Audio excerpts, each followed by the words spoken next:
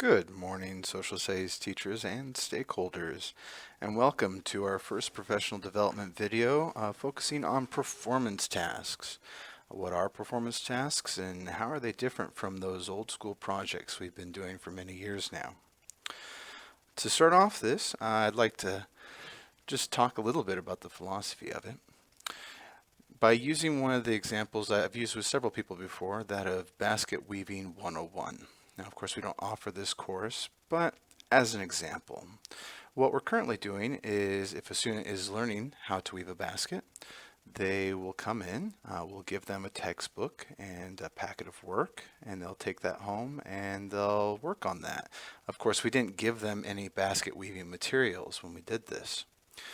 The student does their work diligently, of course, and they come back a week later after having crammed the night before for that test. And on a multiple choice test, they tell us everything they know about how to weave a basket. When the kid passes the test, teacher usually sits back and thinks to themselves, man, I'm really glad that kid passes test. I really hope when they get out into the real world that they're able to weave a basket. Performance tasks are a little bit different. Performance tasks aren't as much about the student showing the teacher the knowledge they have acquired, but rather using that knowledge, applying it to actually come up with real-world products. So in a performance task situation, if the student's taking Basket Weaving 101, what they would do is they'd come in and they would get the textbook and they would get the packet of work, but they would also get those materials to weave a basket. And when the student comes in a week later, instead of taking a multiple choice test on this, what they will be doing is they will actually weave that basket right in front of the teacher, so that there's no question in anybody's mind as to whether or not the student can perform this task. Getting into it in a little bit more depth, we're looking at the old projects. With the poster project, let's say a student is taking mathematics and they want to show us that they know how to find the slope of a line, essentially rise over run. So a student can spend a lot of time creating a poster, and it has some images and it has a few paragraphs that they put together, and they can effectively demonstrate to the teacher that they do indeed have that knowledge. The problem with this is that when they get into the real world and they're at their first job, it's very unlikely that their boss is ever going to ask them to create a poster to show the boss that they know how to do their job.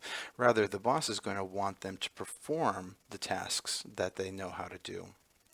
Using a cross-curricular performance task that was developed by UBD, we're looking at the accessibility ramp for persons with disabilities. With this project, the problem is that a local library has accessibility ramps for persons with disabilities, but they've fallen in disrepair and they're not working properly. So in this situation, the student has been contacted by the American Coalition of Citizens with Disabilities, the ACCD, and it's their job to improve the accessibility ramps at their local library. So for this, they will use their mathematics to determine the slope of the ramp. They'll use science to determine the condition of the materials of the ramp. They'll actually use their social studies to research the different laws that apply to make sure that everything's in line with code.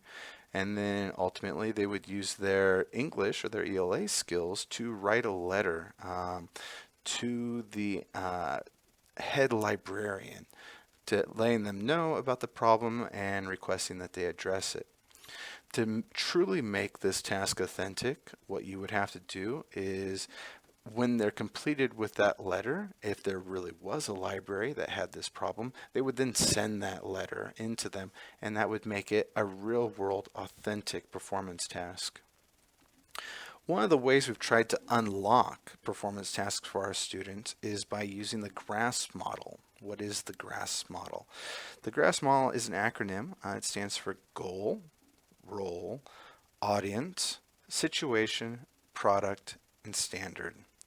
In the example we just used, that of the accessibility ramps, the goal in that case for the student would be to fix the accessibility ramps at the library, make them more functional. The role of the student would be that student would be an advocate for persons with disabilities. The audience would be the head librarian who would receive the letter. The situation would be, I've been recruited by the American Coalition of Citizens with Disabilities to improve the accessibility ramps at my local library. The ultimate product in that performance task would be the letter to the head librarian. And then when you get to the standards, we're going to be applying, since this is cost curricular, several different standards across all the different curriculums that such a performance task would indeed address. Now, for our purposes here at Learn for Life, we're not exactly doing cross-curricular performance tasks. Rather, we're trying to look very closely at the content of social studies, the history in question, and seeing how that content relates to the students' real lives.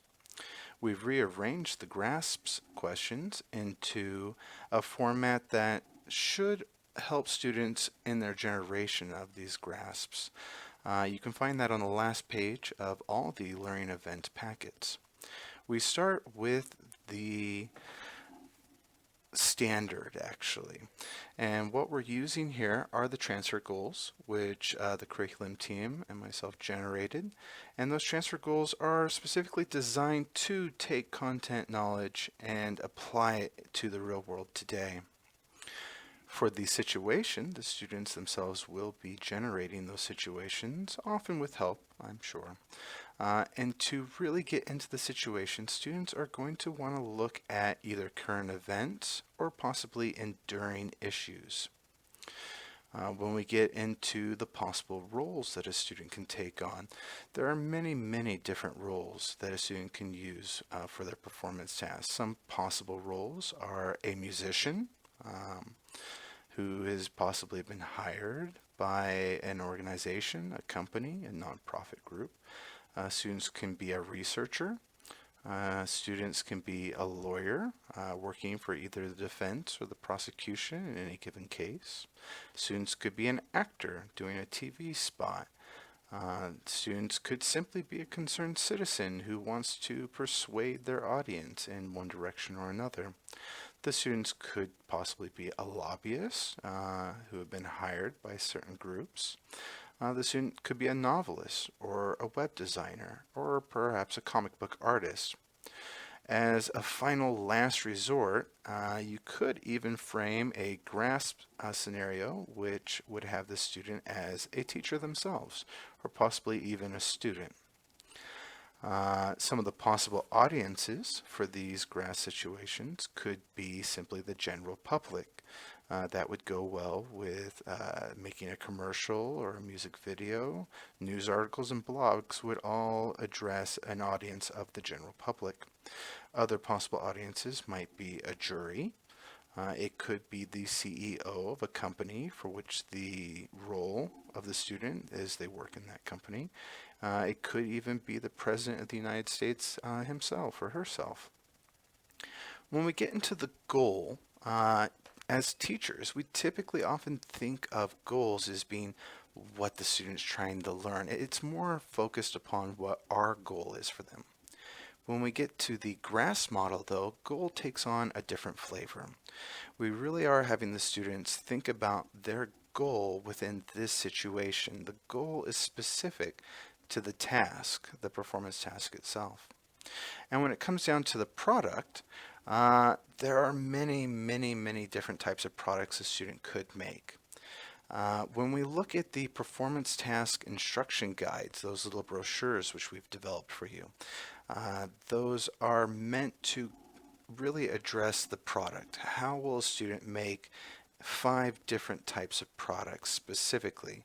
Now the students are welcome to create their own custom project. They don't need to use those brochures if they don't like them, but we're just trying to scaffold that a little bit for them and give them an opportunity to really get a start in their performance task. With the serious historical writer, students will be creating either a paper or possibly a letter.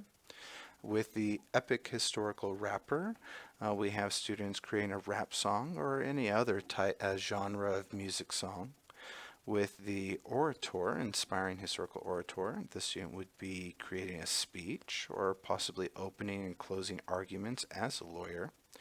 The graphic novelist, the original historical graphic novelist would be making that comic book or comic strip, or possibly even spending some time really thinking hard about one political cartoon. And the innovative historical designer would be creating a website or a blog. Other possible custom projects that a student could feasibly incorporate as part of the product of their performance task would be an advertisement, a brochure, an editorial, a memo, a newscast. They could create a play, a poem, a policy brief, short stories. They could have a recorded debate, like UN summit debates would work. They could make their own podcasts. They could spend some time with a flow chart. They could create a new game, be it a video game, board game, whatever. They could create interactive maps. Questionnaires also work, or petitions to address grievances, things like that. All of these could be possible products.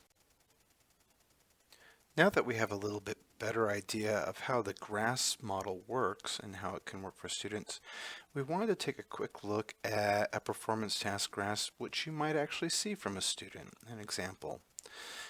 This example goes with credit 3 of World History and the Epic Historical Wrapper. And the title of this performance task is the Humanless Carriage.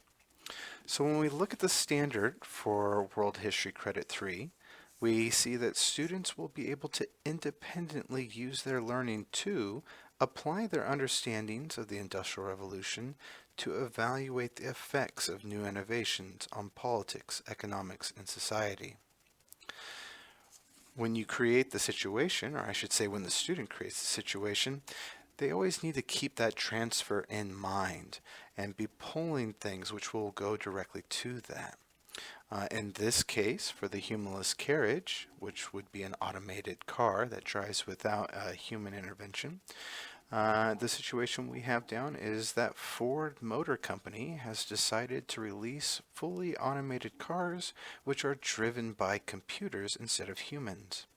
In an effort to ease the public's fears and promote sales, Ford has hired me, the student, to create a music video comparing the benefits of the Industrial Revolution with those of their new car to be shown as a commercial on television. The goal for this GRASS would be to convince the general public that automated cars are a benefit to society. The role the student takes is that I am a professional musician of one sort or another. The audience would be the general TV viewing public, and the product, of course, would be to create a music video. If the student has been using their performance task guide alongside of their learning events packet and following that daily pacing guide found there, they should have been pulling out all the different pieces which will help them create their performance task and more specifically the product for their performance task. One of the issues that we are highly aware of is that some students may focus too heavily on the modern issue itself within the performance task. In this case, we would expect to see a student create a rap that would talk a lot about the different features of the car or the safety regulations that may go along with it without actually referencing back to the history that they've learned. We want to make sure that the students know that they should be finding points while they're doing their learning events packet, different points or arguments, events, and things that happen in the history that they learned about, which will support their argument and that they can incorporate into the performance task product itself. Wrapping up this discussion of performance tasks a little bit, we did have a few closing notes we wanted to talk about briefly. One of the questions that has come up is why are we requiring students to create their own performance tasks? Why are we not creating several performance tasks and letting them choose among them? When we look at Understanding by Design's template and a lot of the work they've done, it specifically states that students will be able to independently use their learning. The idea of this independent performance is kind of a reflection of the need for the students to perform in the real world. When they get to that first job, they're not going to have somebody holding their hand necessarily. The whole idea is that they're able to do this work, to use synthesis, to do this work to create something that is truly uniquely theirs. Piggybacking upon that idea, we also want to talk about personalized education. Uh, Personalized education, something we are striving to achieve 100%, does not mean that students have 5 different choices to choose from. To truly be personalized education, students need to work alongside of the teacher to create their own experience as they move forward. One of the other questions we've had is, how are teachers going to grade performance tasks using the rubrics which feature the 6 facets of understanding? How can they apply all 6 of those facets to one performance task? And the answer, quite simply there, is that you don't. We're not expecting you to use all 6 facets on the performance task. When utilizing the rubric, we're holistically grading the 3 different elements: the performance task, the learning events packet, and those discussions you've personally had with the student. When looking at the performance task, it'll probably be most helpful towards the apply section of the 6 facets of understanding. To wrap up this discussion, the Social Studies curriculum team and myself would like to thank you not only for your interest but also for your dedication in trying to help us create this new curriculum. If you have any feedback or questions, or you need additional clarification on performance tasks, please feel free to contact us. You can email anybody on the Social Studies curriculum team. Phone contact is good, or you can just grab your local teacher on special assignment or Social Studies cohort member and talk to them about it. We hope you have a wonderful day.